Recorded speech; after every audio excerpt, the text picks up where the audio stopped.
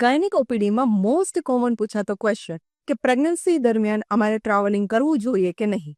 હવે બે શક્યતાઓ રહેલી છે. નંબર 1 કે તમે પ્રેગ્નન્સીમાં બહુ દૂરના દૂર ટ્રાવેલિંગ કરવા જાઓ છો અને તમને કોઈ જ પ્રોબ્લેમ નથી થતો.